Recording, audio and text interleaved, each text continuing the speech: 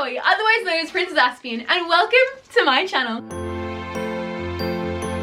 Just be me. So for today's video, I wanted to be talking about autism traits in girls. Because one of the biggest stereotypes from autism is that it only affects boys. In fact, this stereotype is so common, not just in normal community, but in the health sector, so deeply to the point where most girls aren't diagnosed at all or aren't diagnosed until later in life. A lot of the time, autistic girls are actually misdiagnosed as so many other conditions, including OCD, ADHD, depression, anxiety, bipolar disorder, so many different things, when really, in reality, they could just be autistic. And the reason for this is because autism presents very, very differently in girls than it does to boys. And all of the common traits and symptoms that we know about autism are all very male-oriented traits. This leaves so many autistic girls misdiagnosed, undiagnosed, and completely under the radar and feeling really, really weird and confused about who they are. So, for today's video, I wanted to have a look at 10 autism traits in girls. Also, before we get started, look how cute my rainbow top is. I am completely obsessed with it. This top was gifted to me by The Vault, who are an incredible Australian company who make festival gear. I know that we haven't got festivals for a long time because Miss Rona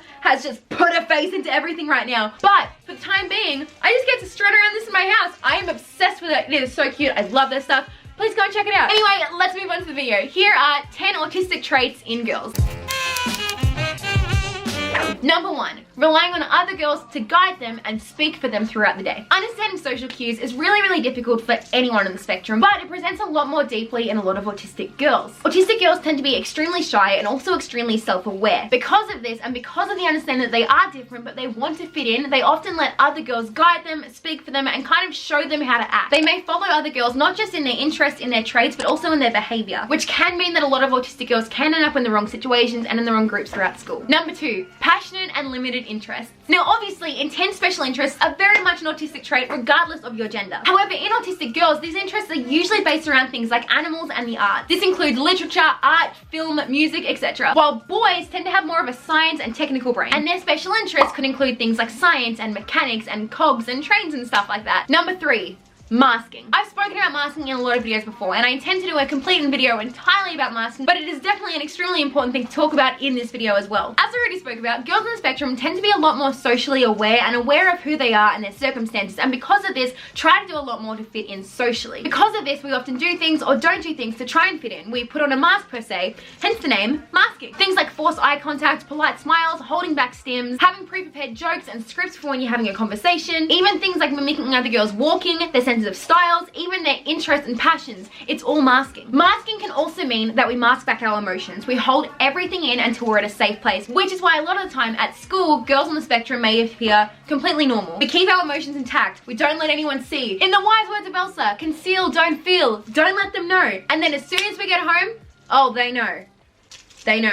As soon as we get home and as soon as we're in a safe place when we know that we're okay and when we know that we don't have to keep our emotions back anymore, that's when meltdowns can happen, that's when breakdowns can happen, that's when all hell can break loose. Once again, it's all masking, and it's a very, very typical trait of autism. Number 4, broad imaginations. As opposed to young boys on the spectrum who tend to be quite limited and repetitive in their behavior, young girls tend to be a lot more imaginative when they play. This in itself could be a reason why so many girls are misdiagnosed, because structured and routine play and very limited imagination is a very, very intense autism trait which a lot of doctors look at when they're diagnosing. Yet, it affects young girls on the spectrum entirely different. In fact, young girls on the spectrum are extremely imaginative, usually more so than their neurotypical peers. Number 5, not wanting to play cooperatively. Following on from my last post, when I was growing up, playing make-believe was my favorite thing in the whole world, but I would do it in a lot of a different way than what other girls my age would. If you watched me, you would see that yes, I had a very, very broad imagination and I loved imagination play, but it was very, very different to the other kids. I wouldn't play per se. I would direct. I would make scenes. Similar to how it's really, really common to see autistic boys lining up their things by color or shape or style or size, autistic girls may do their own form of lining up, but it could be in the form of directing things, of needing things their own certain way. This can at times affect friendships, or a lot of times we prefer to play alone. Number 6,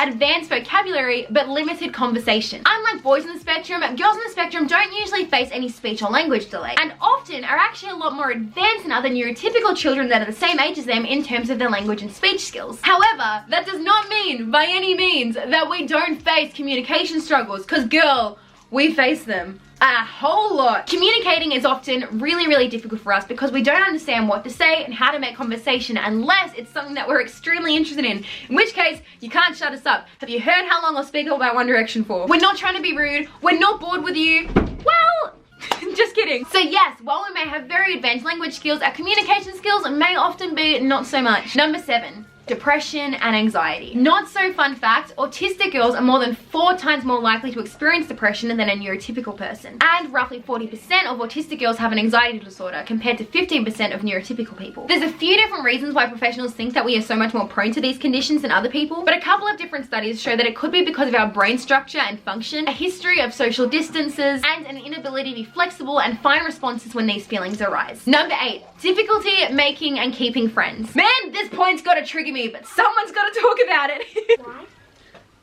Because Chloe struggles with friends. Good. Good?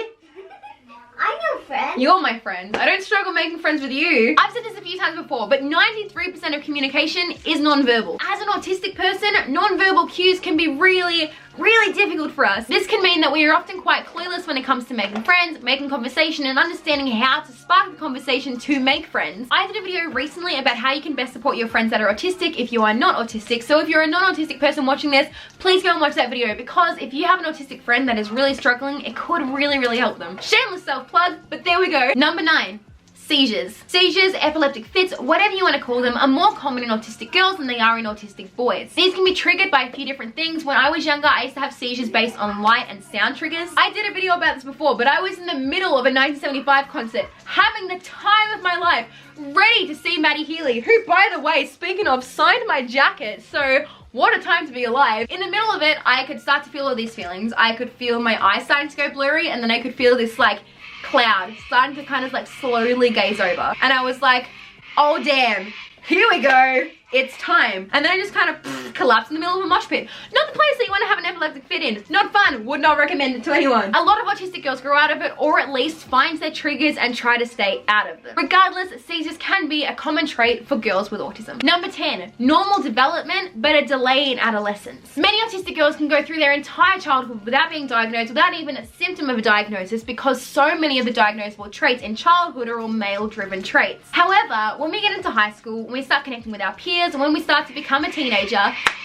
thank you for your contributions, that's often when the difference is shown, and it's also often when a lot of girls start to get diagnosed. As teenagers, autistic girls tend to develop a little bit later than neurotypical girls. Man, I remember other girls were talking about boys and makeup and boobs long before I cared about any of that. I mean, let's be honest, the only man I still care about is Harry Styles, and well, that's about as far as that's going. This can make autistic girls feel really left out, really excluded, and really unsure about their identity, especially when they're not diagnosed yet. Regardless, autistic girls, it is normal. There is nothing wrong with your brain. There is nothing wrong with the way that you are. It is perfect. Struggles in adolescence, it happens. It's a thing for everyone. But with autistic girls, it just seems to happen a little bit more, and can definitely be a very diagnosable trait, and at the very least, it can be an understanding of maybe potentially needing to get a diagnosis. That's it. That's our 10 autistic girl traits. I hope you guys learned something. I hope you guys learned something about yourself, about your kids, about your mate, about your neighbor down the road. I don't know. I hope you just had fun watching it. Let me know if you guys liked this video and if you want to see more videos like this, because I can definitely do more autism and girls videos, because that's what I am.